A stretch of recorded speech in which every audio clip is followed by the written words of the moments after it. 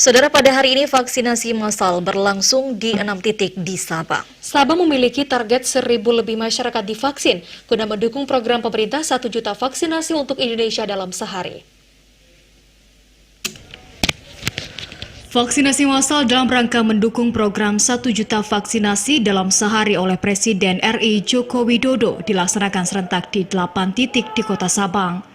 Vaksinasi yang dilaksanakan bersama unsur TNI Polri di Sabang berlangsung di sejumlah tempat, di antaranya di halaman kantor Pemko Sabang, Polres Kota Sabang, Pelabuhan Balohan, dan sejumlah puskesmas di bawah Dinas Kesehatan Kota Sabang.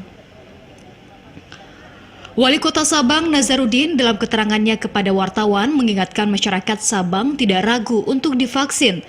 Sejumlah pimpinan dalam pemerintahan Kota Sabang juga sudah melaksanakan vaksinasi dan hingga saat ini dalam kondisi baik. Saya sampaikan sebelumnya tadi ya, kita himbau kepada masyarakat untuk melakukan vaksinasi untuk kita tekan terus angka COVID-19 ini. Silakan vaksin.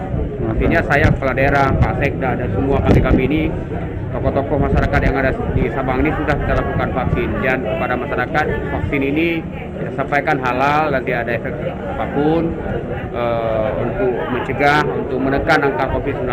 Saya menghimbau kepada masyarakat agar melakukan vaksinasi.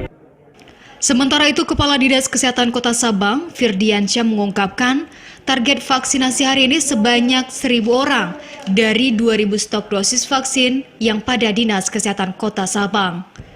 Dalam hari ini 1.000 orang, dan ini terus bergulir nanti, sehingga kami menginginkan bahwa pada tahap kedua ini dan tahap ketiga ini bisa seluruhnya tervaksinasi dengan ketentuan yang ada.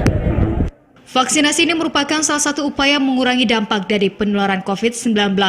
Direncanakan vaksinasi massal ini terus akan bergulir hingga masyarakat Sabang dapat terlayani seluruhnya.